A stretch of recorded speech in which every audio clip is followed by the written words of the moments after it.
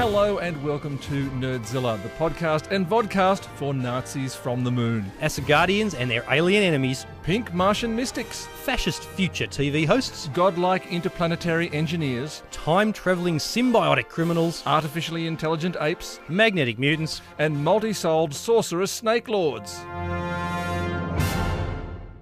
This is episode 44 of Nerdzilla. It's available as a podcast and a vodcast. You can tell it's a vodcast because we're wearing shirts. Yeah. This is a rogue episode. Some people have actually been asking us what that means, rogue episode. Well, apparently they can't tell any difference from the normal ones we were doing where we did oodles of preparation. Yes, the rogue episodes are, we're doing them for fun. We're not being paid for this. We're just purely doing them because we want to do them. So they are sporadic in nature, unfortunately. But yes, we are nothing if not sporadic in nature. And Andrew, so since we last spoke, which was a good 6 or 7 weeks ago, what have you been up to? What's your nerd time been spent doing? Mate, well, I got a Raspberry Pi, finally. Oh, at last. Actually held one in my hand. It's hard to believe. You hold this thing the size of a cigarette packet and go, that is a computer entirely. And so we're going to play with that. Yeah, it's unimaginable that something the size of a cigarette packet would be a computer, isn't it? Yeah, a computer you can actually do your own stuff with. So look, fantastic. I've been having a ball reading the Star Trek Next Gen Doctor Who crossover comic book, which is about to come out as a trade paperback in Australia. So I thought I'll review that later on. So we'll review that, and look, we'll build something out of the Raspberry Pi. Absolutely. And you know, I'll be interested to see what we're going to make the case out of. Well, it's got to be Lego. Yeah, Can't totally. be anything else. I've been restarting my arcade machine project. I've got a stand-up arcade game in the shed that doesn't work. With about 1.5 inches of dust on the top of it. Correct. It's been there for a long, long time. And I've downloaded the software for a multi-arcade machine emulator so I can actually build a computer inside it to emulate the games that this thing used to play. Because I bought the thing with games, so I technically own the ROMs for them, and it's a really interesting world. I've actually discovered a box that will translate the analog switches on the unit itself into keyboard signals that can run into a computer via USB. So it'll turn it into, what is it, X, Y, A, D, or whatever it is? So up, down, left and right becomes W, A, S and D and things like that. So I think that's going to be an interesting one. Big project. Could you use the Raspberry Pi for that? You know, if you need new computer guts, which is what you need, could you actually use the little Raspberry Pi computer guts to do that? Somebody is because it will only run certain versions of Linux that are optimized for the ARM chip. Someone is working on an arcade machine emulator distro for Raspberry Pi, but it's sort of alpha level at the moment. It's not even a beta. So at the moment, hardware. I didn't even know there was an alpha level. What? I always thought beta meant secondary. Yeah, and that was it. I didn't know there was such thing as an alpha level. Alpha means this will screw up your computer if you install it, basically. Alpha software is not to be touched on anything that you don't want destroyed. Look, the hardware-wise, the Raspberry Pi would absolutely run these things. I mean, some of the ROMs for really complicated, for really classic games like Galaga are 16 kilobytes in size. The problem is the software's not there yet. And I had a bit of a Jerry Anderson festival on the weekend. Clark was mad to watch some Thunderbirds, so we watched a bit of Thunderbirds. I think we can just start the first 3 words of that sentence. Clark was mad. Yes, that's as far as we need to go with that. Wanted to watch your oldest boy. Yeah. Oh my God, he's even worse now. But anyway, we watched a bit of that. He liked that. We watched the Jonathan Frakes live action Thunderbirds film, and I tell you what, there was no love for that when it came out. But there's nothing wrong with it. I mean, I thought it was a mistake making the 4 sons younger than they were in the puppet show, but the storyline's terrific. Ben Kingsley is the Hood. I just couldn't cope with that. Ben Kingsley, the man who played Gandhi, being in Thunderbirds. Jonathan Frakes showed so much respect to the ships. I mean, the redesigns were beautifully done. Sophia Myles as Lady Penelope is just gold. She just chews through scenery every scene she's in, and there's just not that much wrong with it. So then we put on a bit of Space 1999. Oh. Martin Landau and Barbara Bain, which was made by Jerry Anderson. Unbelievably ponderous. It's so slow. Every episode takes an hour, a full 60 minutes, and it probably should have been wrapped up in about 15. But who cares? The Eagles were the coolest spaceship ever on television. So that's what I've been doing. How we've got Tex Perkins to do an ID for me. Yeah. When I was explaining to him this is who we are. This is what we're doing. Would you mind doing this? He went, no, that's all right. I'll do that for you. You know, that's a bit of fun. And he actually said, secretly I'm a bit of a nerd myself. And I went, really, Tex? are you, Tex? And he said, I just bought the entire box set of Captain Scarlet. Oh, see, I don't have any Captain Scarlet. That's fantastic. So he's a Jerry Anderson man. Yeah, totally. Wish we had known that. Yeah. What about you?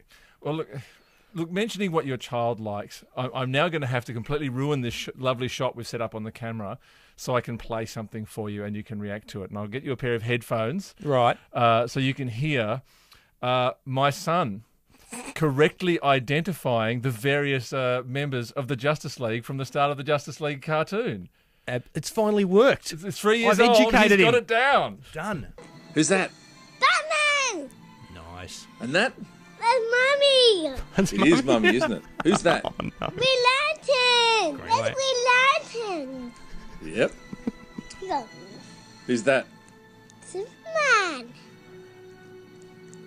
That's that John. That's John. John yes. Johns. Yeah. That's his eye. Who's that? Flash! Ash. Who's that? And who's that? Boy girl. Hook Girl. Who was that? Hawk Girl. So he thinks that Wonder Woman is his mother. For a while there, Green Lantern he identified as Daddy. No. Hang on. It's the John Stewart Green Lantern. yeah. He's black. Yeah, slightly the wrong colour, but my kid is so not a racist that he thinks that John Stewart could be You're his not father. that cool. See, now this tells me You can take the headphones off, dude. All right. They're looking pretty bad. that's what we do on radio. So the difference between my son who's 4 and yours is 3 is mine can do it with the whole Justice League Unlimited. With 400 characters. Totally. He was very concerned about Hawk and Dove. What do they do? And I went, I don't know, and no one else does. I can explain it, but not to a 4-year-old. Yeah, pretty much. Yeah, that's fantastic. That's gold. Now, what I've been up to since we last spoke, I have done so much nerd stuff in the last few months. I had a Facebook clear out, and it feels so good. Yeah, so I'm still one of your friends. You're still one of my friends. How's that work? But about 30 odd people, I keep getting long diatribes and political rants and stories about people's kids, and I go, I don't really know who you are. Every time I see you on my Facebook feed, I go, are you from primary school or from high school? I don't remember which one it is. Here's an interesting thing. I was in Perth a few weeks ago actually doing a talk on social media for health professionals, and I was talking about Facebook's EdgeRank. Now, if you follow the basic concept of EdgeRank, if you don't interact with those people very much, they shouldn't appear much on your news feed, but they do. And EdgeRank obviously looks at, hang on a minute, there are some people on your friend list who post lots of stuff and get lots of responses. They must be very important. Therefore, I'm going to show it to you anyway, even if you've literally never clicked like on any of their posts. So it's something like that. So you hosed all them out. So I just hosed out all the people who I really don't know who they are. Because I actually want Facebook to be for my friends, my actual friends and family, people I know, people who I want to get updates about. Yeah, you're just stuff. mean. Yeah. So if you're not getting any updates from Joel and you were his friend, that's why. In fact, there are 2 Nerdzilla listeners who I'd friended so I could direct message them and send them prizes and stuff, get their address and stuff. And you have fallen off the list, I'm afraid, because I don't want you to be able to look at my 3-year-old child's photos on Facebook. On the other hand, friend me, I friend anyone. I couldn't care less. But I put down, I actually put a post about this, and it's the most liked post I've ever done. I had like 70 people go, yeah, good one. I hoped I was cold, but I wasn't. No, you weren't. You're Sad. still going to get my crap. Yeah, exactly. I separated my ABC and personal Twitter streams. You did, yes. So you're now tweeting as Joel Reinberger. There is still a Nerdzilla Twitter account, and for this program, I will tweet when this program comes out, for example. And if I do nerd things or see nerd things, I'll do that. But because the program's no longer really an ongoing concern except for fun, So I still want to tweet stuff, but I want to tweet as me so that did you that I get the Joel followers. Reinberger? That was available. There is. I find that hard to to my believe. understanding, there is no other Joel Reinberger in the world. I find that hard to believe. I have Googled myself, 'Cause we never do that. and I've never found someone else with my name. Right. So I'm twittering as Joel Reinberger and as ABC Nerdzilla, and hey, please follow me on both of those.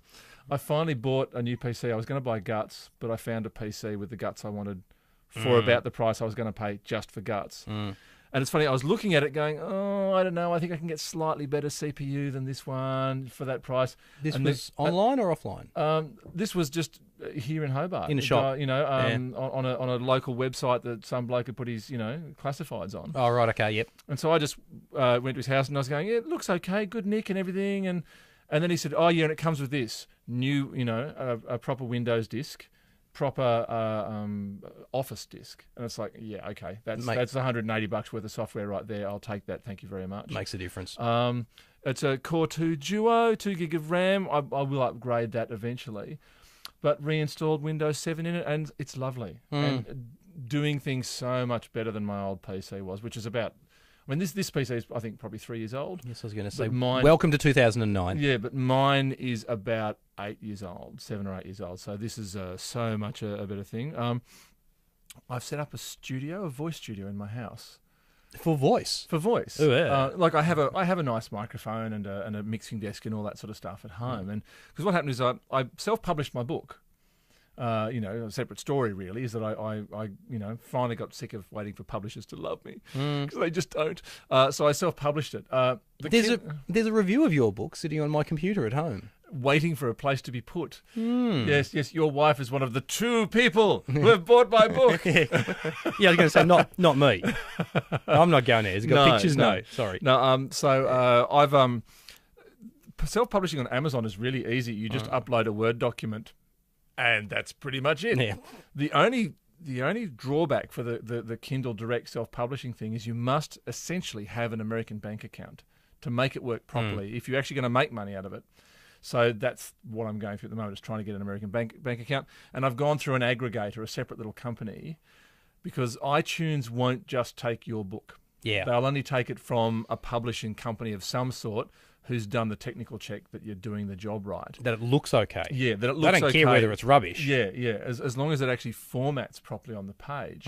So I've done that, and that might take months to filter through. Apple, it's all about the user interface. But someone, I tweeted saying, "Hooray! I've self-published," and someone tweeted back saying, "Dude, books are so for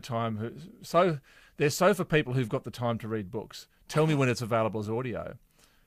And so I went, "Oh, I can do that." You're going to read your book. So I'm about probably a third of the way through reading my book, and so I'm recording it. I was going to have to lump my computer upstairs and figure out a way to muffle the noise from the computer, but then I remembered I've got a mini disc recorder. You have. So I'm recording it. No one else on the planet has, but you've got one. But it's studio quality recording. They're beautiful. They're great little machines. So I'm recording straight onto an old mini disc, then dumping that down to the PC, and then editing it, doing the main editing on the iPad. So I just sit in front of the TV with a free app, which does a really beautiful job of editing that. You're using... Which app are you using for WavePad. that? Yeah, well, because I'm using the version for OS 10 on my Mac. Okay, it's fantastic.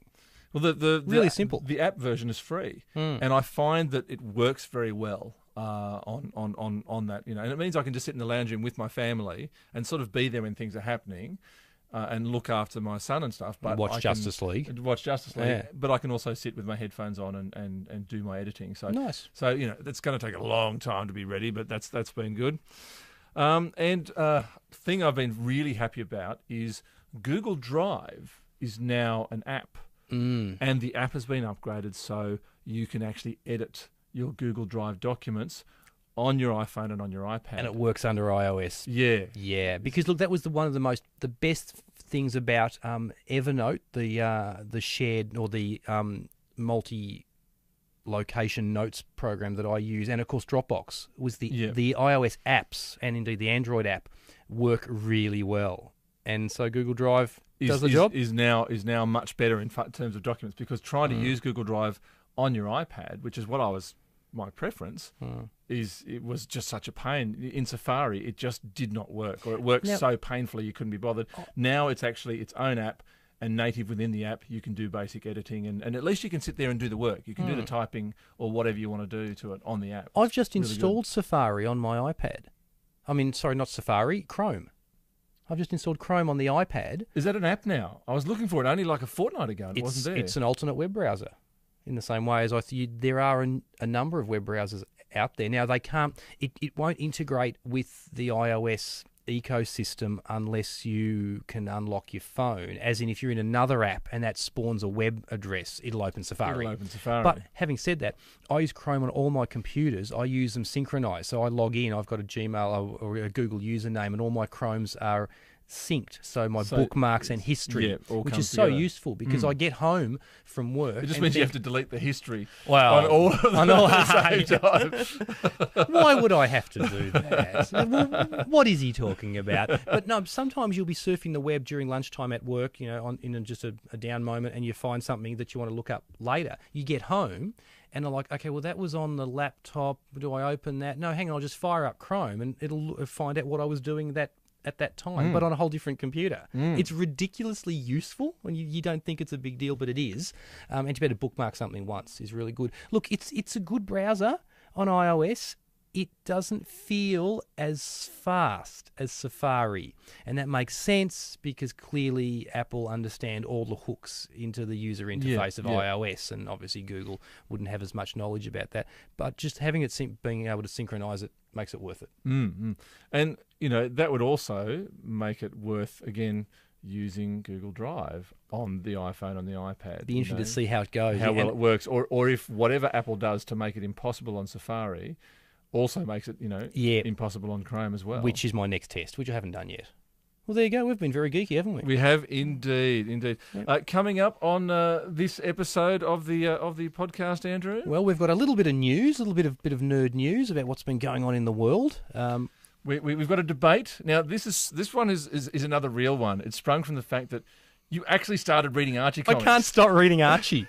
I really can't stop reading Archie. They're fantastic. Absolutely, he is awesome. Every character in it's awesome. I mean, Reggie's a bit of a tool, but they're fantastic.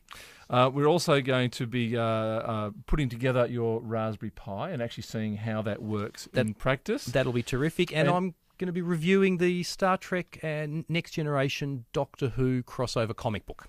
And having a chat to Steve Blum, the voice of Wolverine from all the comics. He was great. But first, the news.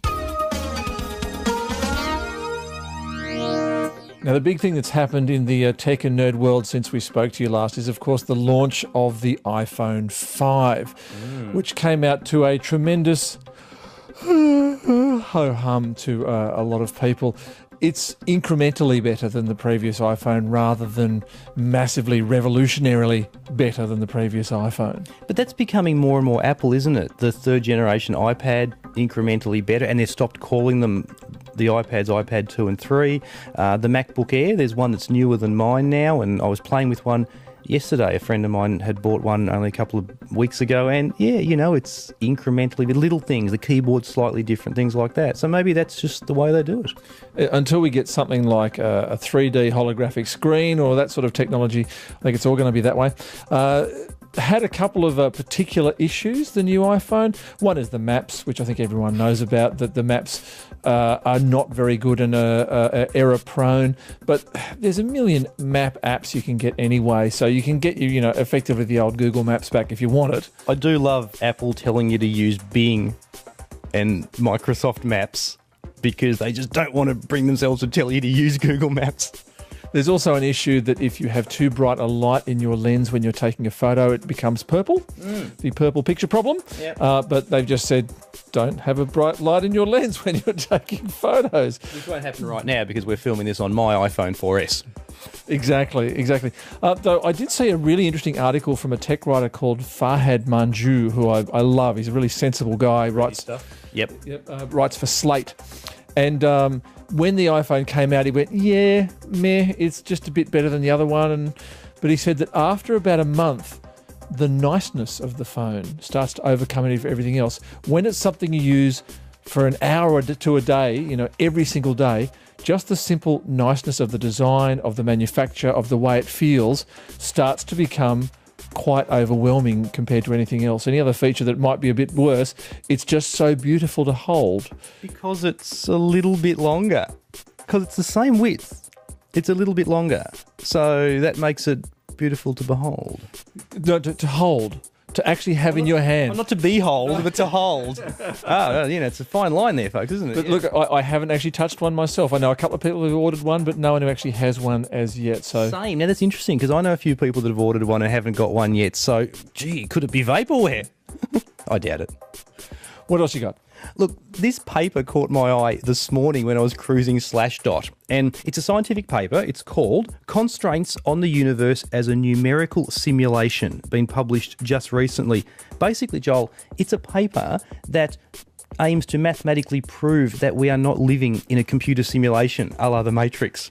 Because that's actually impossible to prove if you think about it. And people like, historians, philosophers like Plato have all contemplated the fact that maybe the entire world exists in your own mind. Or in a god's mind, we're all but a dream of the gods. Or in someone else's, or we're all in these little pods and some nasty robots are using our bodies as batteries because they can't invent batteries or stuff. Apparently they can feed us, but they can't invent batteries. Yeah, and Keanu can say whoa, which is all right. And look, I love the Matrix. But this is just a fantastic paper to actually go and use mathematics to prove that we're not all the figment of someone's imagination. I'm going to go and read that at some stage.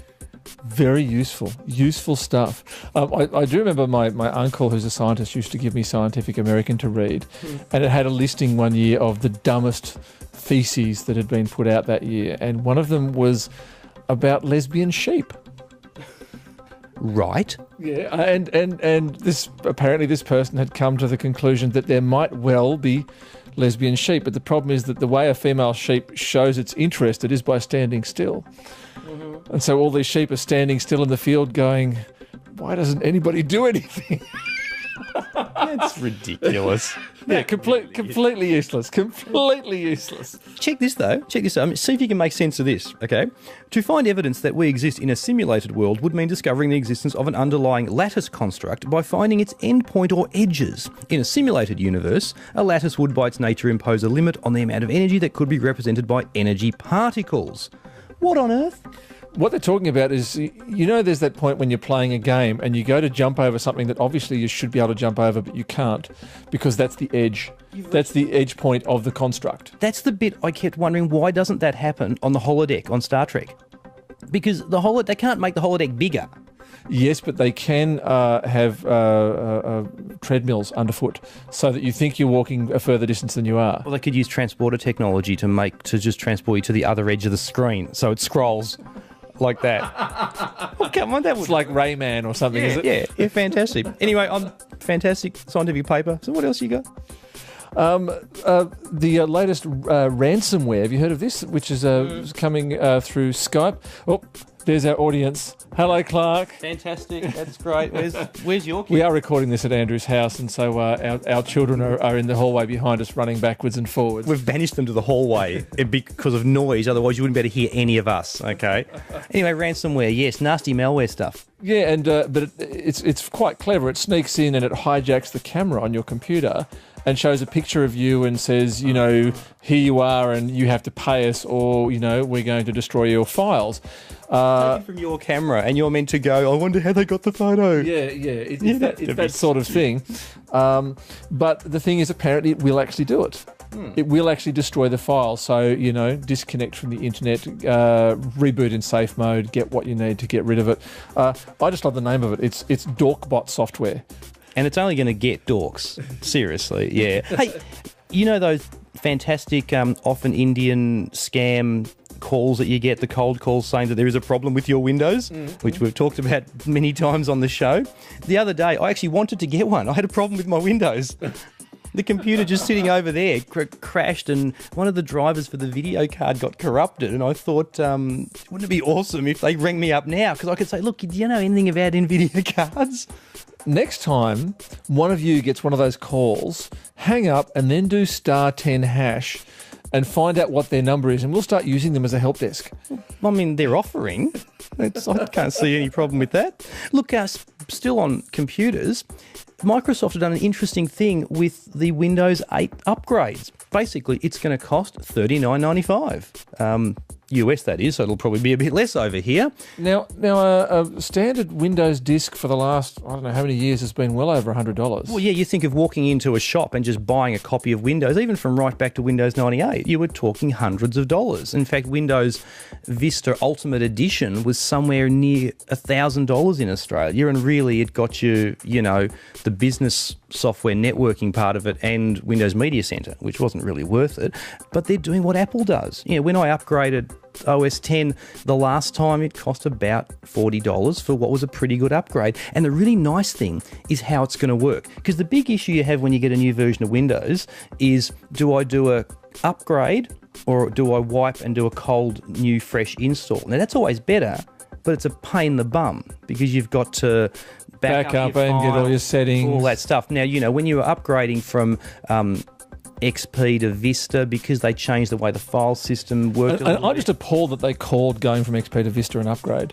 Oh, I'm not one of the Windows Vista haters, to be quite honest. It just wasn't as good as XP. It wasn't as pleasant to use as XP. Well, if you change the user interface so it looks like XP, then it was perfectly pleasant, which is what I did. Look, the point is, there is an upgrade path that gives you the best of both worlds. So it breaks down like this.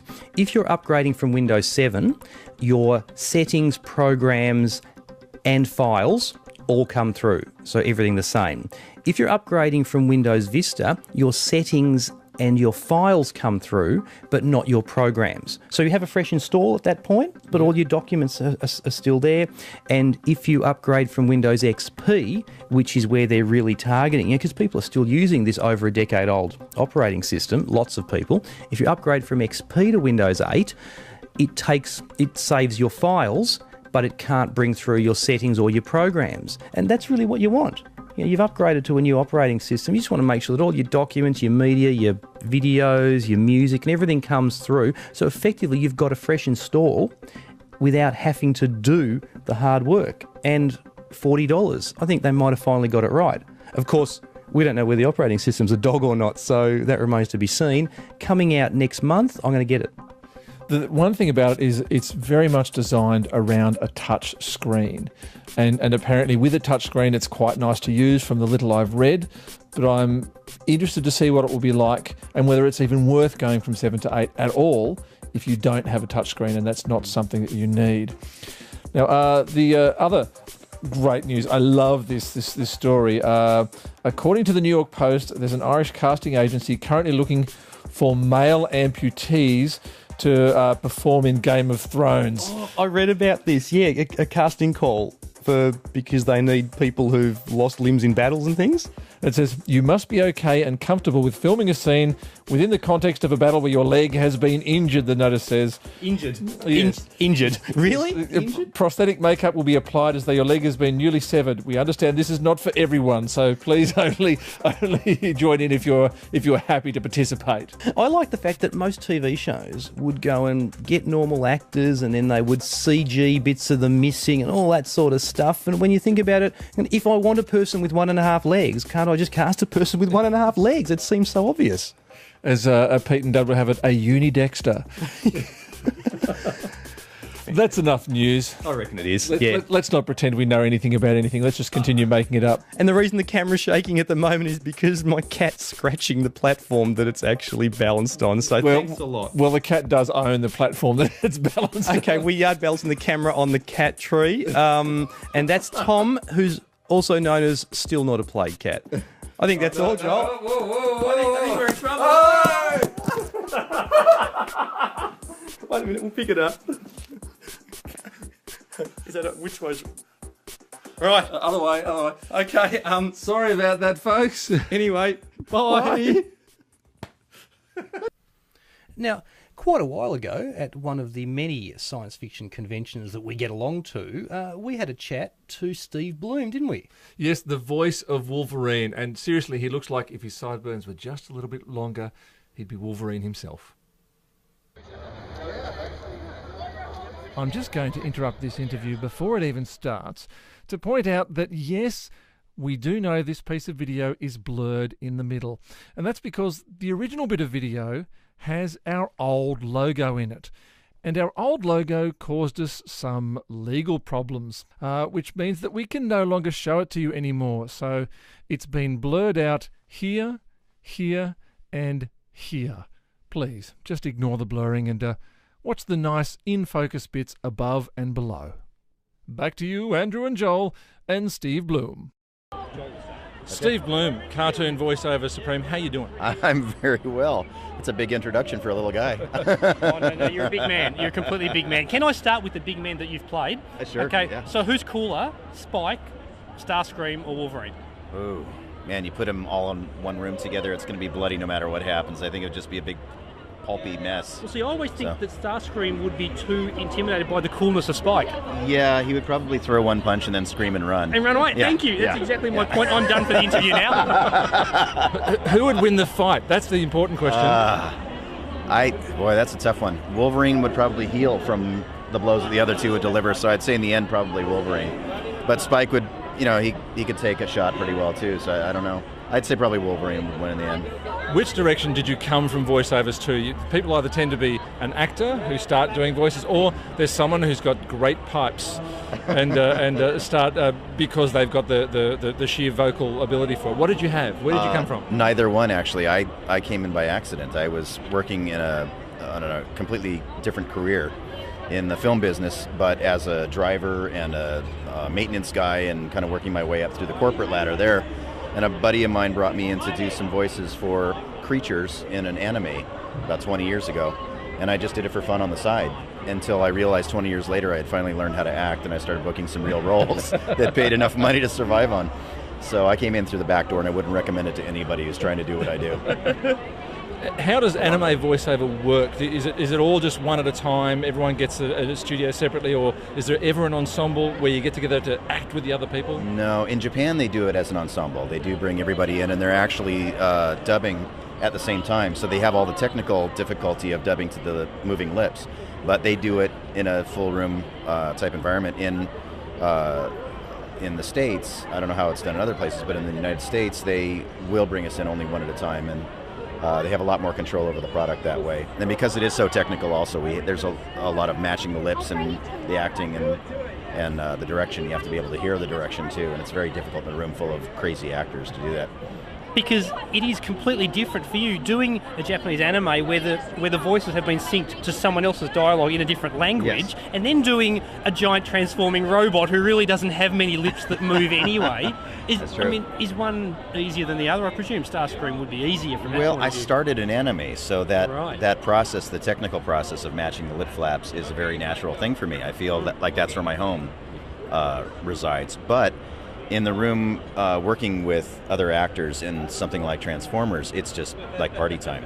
I mean, we do technically have to be there, and we have to hit all of our marks and to be able to play off the other actors and pay attention, which is the hardest thing for ADD actors to do. But there's a great deal of freedom that comes with that, and we get to play and we get to experiment in areas that we just wouldn't be able to do within the confines of a pre-designed system. So.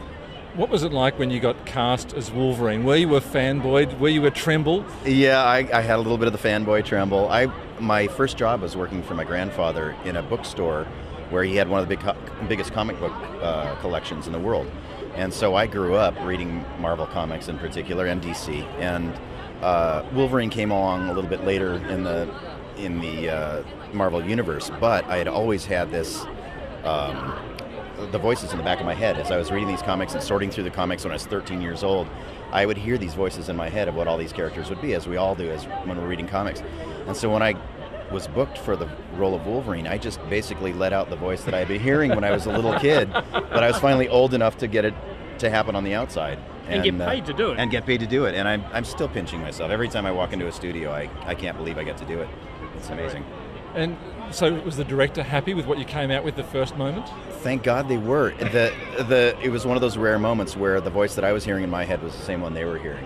And one of the main directors, Craig Kyle, he's executive producer on Wolverine and the X-Men, and he was saying that is the voice that he was hearing from very early on, and he said that I was Wolverine for life. And when he said that, it was like the fruition of every young boy's dream. You know, it was amazing. It was something I never expected to happen. Can we have just a small sample? No way, bub. Back off. Steve Blum, thank you very much for being on Nerdzilla. It is my pleasure and honor. For this next segment, can you guess where we are? It's amazing. It's fantastic. Whenever there is danger, he'll be there. Hogan's house. Hogan's house. Hogan's house. Cut, please, cut. Okay, so here we are for the Raspberry Pi unboxing, and yes, that is the little device that all the fuss is about. So, let's take her out of here. Okay, we've got a nice little anti-static bag. I mean, it's smaller than a sound card or a video card in a normal computer. In fact, to give you some perspective, it's smaller than a hard drive. That wouldn't be a bad idea for a case, would it? Now, Raspberry Pi, this is Raspberry Pi B, second generation, comes with component video out, normal video out, analog audio out, that's a normal 3.5mm jack.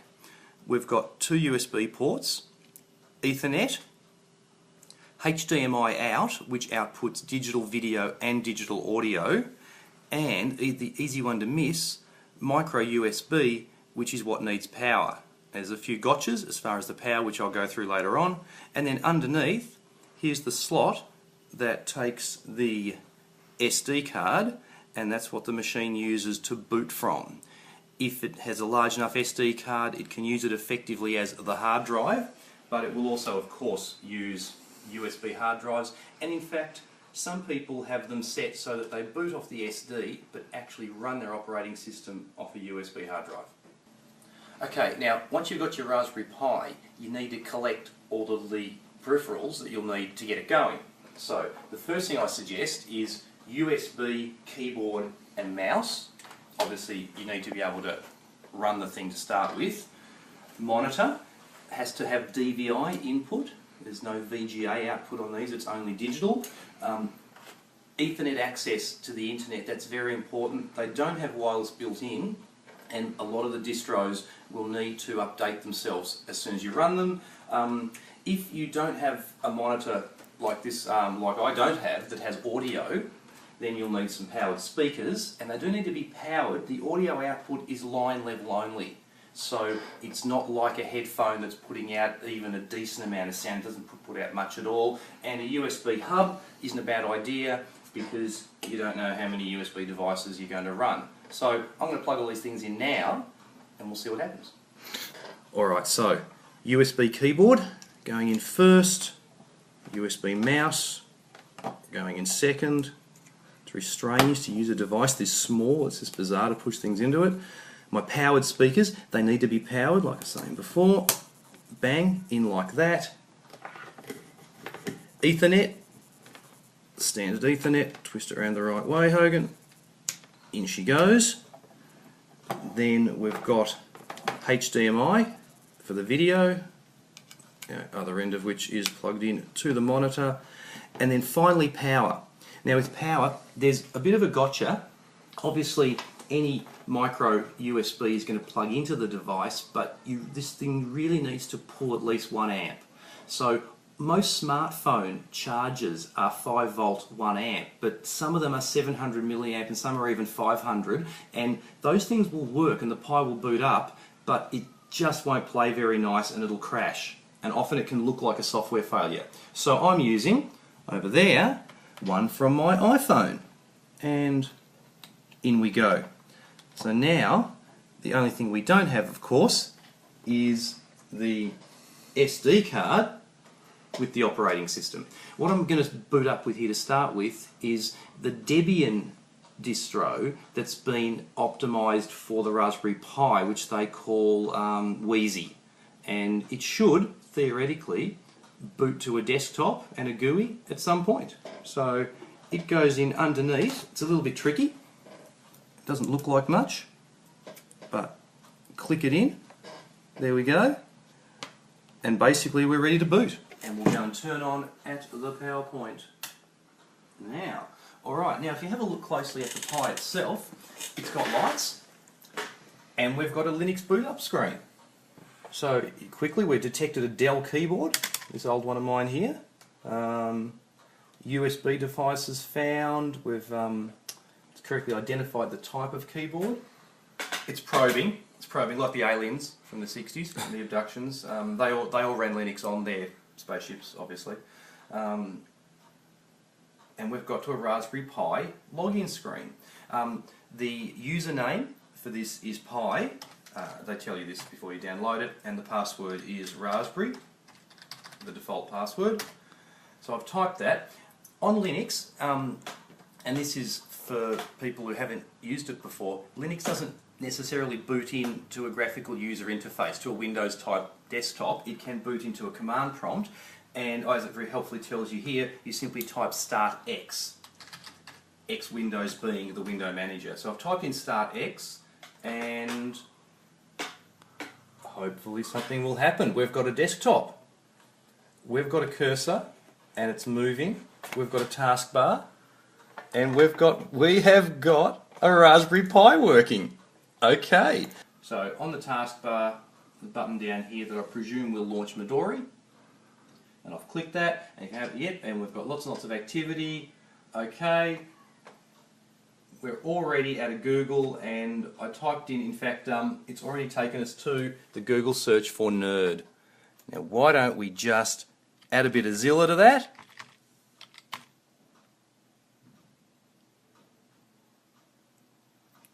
And Nerdzilla ABC Hobart. Okay, now this is amazing, really. I mean, this device is tiny. Not very quick. No, and this is very true. And if you have a look, it's absolutely churning. You know, it is chugging along. It's using every single bit of its processing power. The Midori browser, more than likely, and I don't know this for certain, but almost certainly doesn't have Flash and certainly isn't HTML5. So we're not going to be doing any YouTubing.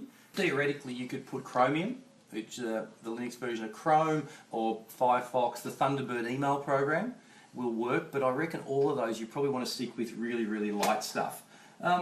Basically, we have a functioning Raspberry Pi, which is essentially like a sort of slowish computer, but then again, it's only this big. I think we want to see whether we can watch a bit of video on it. What do you reckon? Totally. What do you got? All right, well, why don't we, rather than do that, let's actually reboot the thing into the Xbox Media Center and see what that's like. Now, will we go straight to a desktop? Xbin, this looks promising. And we do. Now have a look at that. So now we're in the XBMC desktop, which as you can see is a beautiful smooth looking thing. Let's see if there's something we can play. Video files, I should be able to find some media on my network. We'll hit files, there'll be nothing there. Let's add a video, we'll browse for it. Those who know Linux will know I'm looking for Samba shares because it's a Windows network.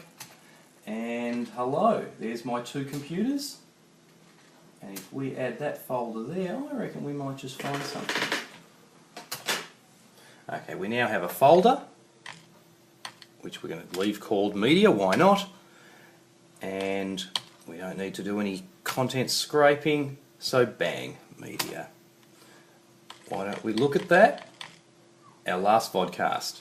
I wonder whether it'll play. Now that's a MP4, high definition. Playing it beautifully. Straight out of the box. Hello and welcome to Nerdzilla, the podcast. You want some of this? You want some of this? Nerdzilla in review. A few months ago now, in our vodcast, I talked about the Star Trek Doctor Who crossover, Assimilation 2. And that's Star Trek The Next Generation and Matt Smith's 11th Doctor. Well, I finally read 4 out of 5 of the issues. The 5th one hasn't come out yet, and it's about to be released as a trade paperback. It's a really amazingly fun read because the writers have nailed the characters. The artwork's great. It's often done in a painted style, but there's some flashback. Episodes. I say episodes, really pages, which flash back to Captain Kirk's Enterprise and Tom Baker's Third Doctor, which is really nice and neat. And when in those ones they draw the Cybermen as the old-fashioned Cybermen looking like they've got stockings on their heads and walking around in rubber suits. The story is incredibly simple. the Doctor, Amy and Rory simply materialise on the TARDIS. There's a brief funny scene where they actually materialise on the holodeck while the others are playing one of Picard's tedious and boring holodeck Dixon Hill things, or Sherlock Holmes, I can't remember, and discovers he discovers that they really shouldn't be in this universe. So they establish that the Doctor Who universe and the Star Trek universe are simply separate. Then things go a bit pear-shaped because they discover a colony that's been attacked by some cybernetic beings who are Cybermen and Borg. And this is just terrific because the Borg aren't great conversationalists. The Cybermen, they sort of are some of the time. And the Cybermen double-cross the Borg. So while the Enterprise is chasing them, the Doctor's on board, the Cybermen double-cross the Borg and kill them and then set course for the Borg homeworld. This sets up some great interaction between Picard and the Doctor because, of course, Picard, Riker and the Federation are saying, well, these guys have just turned up in our universe and they've kicked the asses of our biggest enemy. What's the problem with that? And the Doctor's imploring them to know these guys are not your friends. You know, they will chop your head off and put it in a metal suit. It's great because I haven't read the last one. You know, I'm theorising that the Cybermen wanted Borg technology because as being assimilated as a Cyberman takes a while. They've got to chop you up and put you in a suit and build the suit, whereas Borgs have got that great little inject nanoprobes into you and you become a Borg from the inside out, but I'm not really sure. What struck me as being nice is that it absolutely seemed like what would happen if you had Matt Smith's Doctor in an episode of Star Trek Next Generation because, you know, Picard is so frustratingly inactive compared to the Doctor. Before they beam down to a planet, check the atmosphere, scan the area, get an away team together, get some expendable red shirt security guards. The Doctor's like, just jump in the TARDIS and go. You know, before they walk into a room, check if we can breathe the atmosphere. The Doctor's like, well, no, we just open the door and check. That's the easier thing to do. So they constantly butt heads because the Doctor can't understand how Picard ever gets anything done when he's checking everything and asking all these questions, and Picard just can't understand how the Doctor isn't dead yet. There's a nice little scene between the Doctor and Guinan on the Enterprise appears to have an idea of what a Time Lord is and, intriguingly, knows what a TARDIS is too. I highly recommend it. I think as a trade paperback it'd be even better than reading it on the iPad because I actually would like to see, this is backtracking for me, Mr. Digital Only, but I actually want to see what the artwork looks like on paper. So that's Star Trek, The Next Generation, Doctor Who, crossover comic by IDW Publishers, and it's called Assimilation 2. Flame War on Nerdzilla. All right, so we're debating something that's become really dear to my heart, and that is Archie. Now, I read an Archie comic. Don't start. Let me guess, you throw up in your mouth a little bit. I read an Archie comic for the first time last year because of Archie and Kiss, the crossover, which was hilarious, absolutely hilarious and well worth reading. Well, then, of course, the subscription on my iPad just kept coming through and I kept pressing yes, I'll have the next one. And I realised I'm paying $4.99 for an Archie comic every month and I'm hanging for the next one. So the debate topic is that Archie is cool. Correct? It is correct. And let's hear your 360 words on that topic in 3, 2, 1. I don't even understand why there is a debate over whether Archie is cool. I mean, let's add it up. Archie Andrews is a teenager who can play guitar, is the lead singer in a commercially successful rock band, has 2 hot girls fighting over him all the time, and has an awesome haircut. Okay, maybe not the haircut, but you get the point. The dude is awesome, his life is awesome, and if you were Archie, you would be cool. Archie has awesome friends. Jughead is the greatest rock and roll drummer since Keith Moon. And he has an awesome hat. Reggie is a bit of a tool, but still plays in his band, so, you know, he really thinks Archie is ace. Betty and Veronica are super hot and musically talented. But Archie also knows Sabrina, who is an actual witch and can do magic tricks. Plus, he's friends with Josie and the Pussycats, who are even bigger rock stars than the Archies. And if you've been reading Archie comics lately, he's more than good friends with Valerie, the bass player. Go Arch! Now, Archie is totally multi-talented. Apart from being able to sing and his Hendrix-like ability on guitar, he also plays baseball, basketball and football for Riverdale High. He owned a 1916 Model T Ford called Betsy, which today would be worth $100,000. He's also driven a Ford Mustang, which basically makes him as cool as the Dukes of Hazzard or David Hasselhoff. And you know who else drives a Mustang? Charlie Sheen. And why not ruin my entire debating technique by bringing in some facts?